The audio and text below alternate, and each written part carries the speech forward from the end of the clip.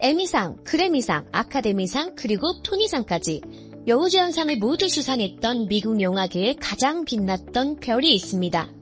그녀가 활동하던 시기에는 세기의 연인이라 불렸고 은퇴 후에는 마더 테레사와 같은 삶을 살았던 오드리 헵번이 오늘의 주인공입니다. 오늘 살펴볼 인물, 바로 영화배우 오드리 헵번입니다. 오드리 헵번은 1929년 벨기에의 어느 한 재혼 가정에서 태어났습니다. 아버지인 조지프는 영국의 은행가였으며 어머니인 엘라는 네덜란드 귀족 출신이었습니다. 둘 다 모두 한 번의 결혼 경험이 있는 사람들이었죠.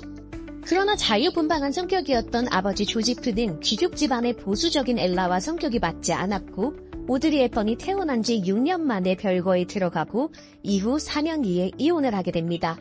제2차 세계대전의 발발과 함께 오드리 헵번은 어머니를 따라 외가인 네덜란드로 가서 살게 됩니다. 그렇게 오드리 헵번은 10대 시절 대부분을 네덜란드에서 보내게 되죠. 그러나 네덜란드도 전쟁의 폭격을 피해갈 수는 없었습니다. 독일이 곧 네덜란드를 점령하게 되었거든요. 이 시기 네덜란드는 20만 명이 넘는 사망자가 속출할 정도로 수환을 겪게 됩니다. 오드리 헵번도 예외는 아니었죠.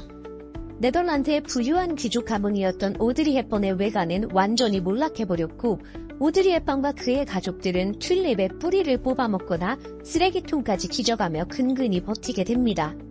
오드리 헵번은 원래도 건강한 몸이 아니었기 때문에 이 시기에 심각한 영양실조를 겪으며 아주 고통스러운 나날들을 보냈다고 합니다. 아이러니하게도 그녀의 마르고 아름다운 몸매의 원인은 바로 이 시절의 가난 때문이라고 합니다. 또 오드리 헵번은 어릴 적부터 발레를 꾸준하게 배웠었다고 하는데요. 가난으로 인해 발레를 더 이상 이어나가기 힘든 상황에서 그녀가 전쟁이 끝난 후 암스테르담에서 발레 수업을 받게 되자 그녀의 어머니는 귀족 신분임에도 불구하고 요리사와 가정부 일을 하면서 딸의 학비와 생활비를 마련했다고 합니다. 이런 어려운 집안 사정 때문에 오드리 헵번은 경제적으로 보탬이 되고자 연기 활동을 시작하게 됐다고 하죠. 오드리 헵번의 나이 24살, 연극 배우로 활동하던 그녀의 인생을 완전히 바꿔놓을 기회가 찾아옵니다. 바로 로마의 휴일이라는 영화인데요. 사실 로마의 휴일은 감독도 여러 번 바뀌었고 결국 메가폰을 잡게 된 윌리엄 와일러 감독이 처음에 염두에 두었던 배우는 진 시먼스였다고 합니다. 그러나 스케줄에 맞지 않아 촬영이 불발되고 영화의 예산도 축소되면서 무명에 다름없었던 오드리 헵번이 오디션을 통해 캐스팅되죠. 로마의 휴일은 로마를 방문한 외국의 앤 공주가 일상에서 벗어나 평범한 미국인 기자 조 브래들리를 만나 즐거운 시간을 나누는 로맨틱 코미디 장르의 영화입니다. 이 영화에서 오드리 헵번은 천진난만하고 사랑스러운 앤 공주 역할을 찰떡같이 소화하며 세계적인 스타덤에 오르게 됩니다. 그리고 그녀의 인생에서 처음으로 아카데미 여우주연상을 타게 되죠. 이어서 오드리 헵번은 사브리나라는 영화에 출연하게 됩니다. 사브리나는 부잣집 운전기사의 딸 사브리나가 프랑스로 유학을 갔다가 세련된 미녀가 되어 고향에 돌아오자 부잣집의 두 형제가 사브리나를 사이에 두고 경쟁하는 코미디 영화입니다. 오드리 헵번은 주인공인 사브리나 역을 맡았습니다. 이 영화는 영화사적으로 매우 중요한 영화로 손꼽히는데요.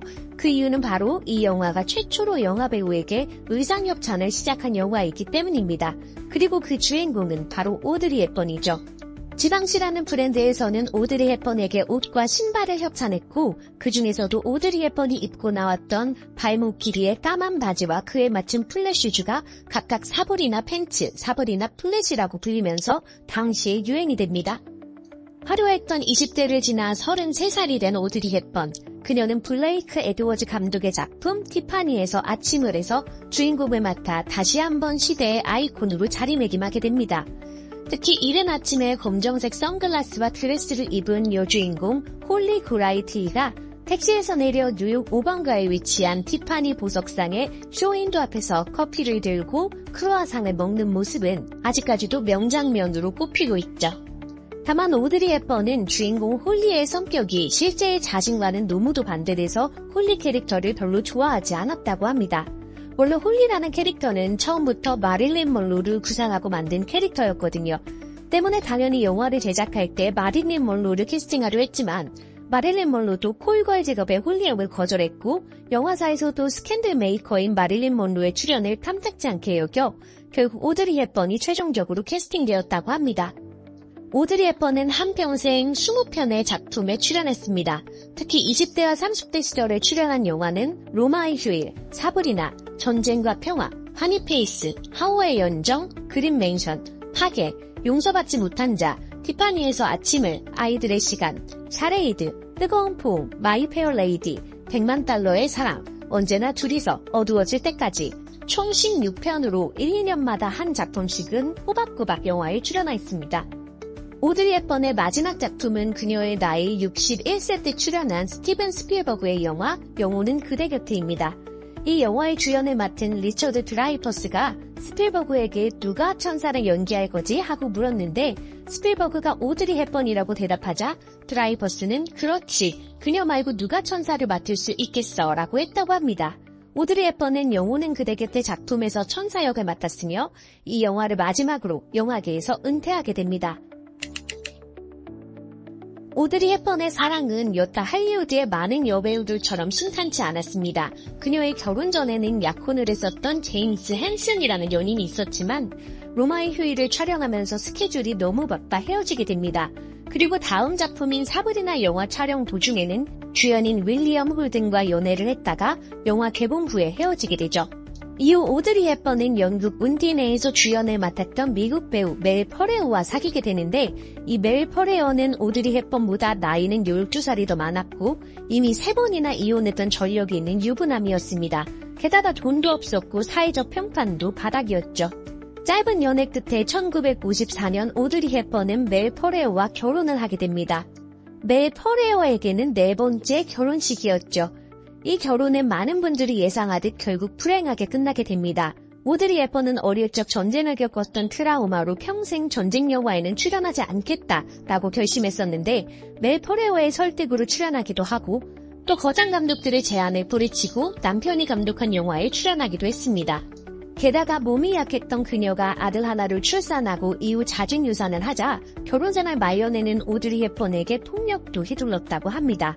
결국 1968년 오드리 헵번은 멜 퍼레어와 이혼하게 됩니다. 이혼 다음 해인 1969년 로마의 휴일 촬영 때부터 그녀를 쫓아다녔던 이탈리아의 정신과 의사 안드레아 도티와 재혼합니다. 도티와의 사이에서는 39살 때 아들을 낳았습니다. 그러나 안드레아 도티는 전성기 시절에 오드리 헵번을 사랑했었던 것이었고 중년이 된 그녀를 내버려 둔 채 외도를 하게 되죠. 결국 오드리 헵번의 두 번째 결혼도 13년 만에 종지부를 찍게 됩니다. 그녀의 마지막 사랑은 안드레아 도티와 별거 중이었던 때 유니세프 대사로 구호 활동을 하면서 만난 네덜란드 배우 로버트 월더입니다.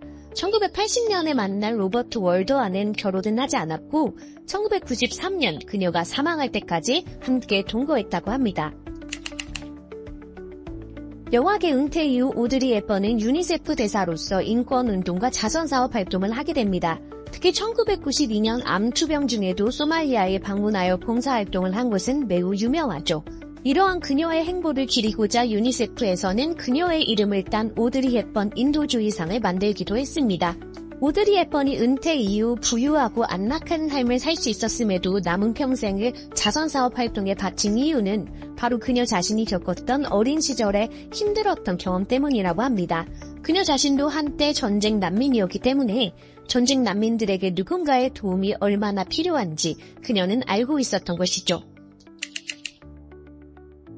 오드리 헵번은 1950년대에서 60년대 초를 상징하는 아이콘으로 영화계가 현대화되던 시기를 대표하는 슈퍼스타였습니다. 현대적인 대중문화가 자리잡기 이전인 소위 말하자면 클래식 시대의 마지막 아이콘이라고 할 수 있는데요.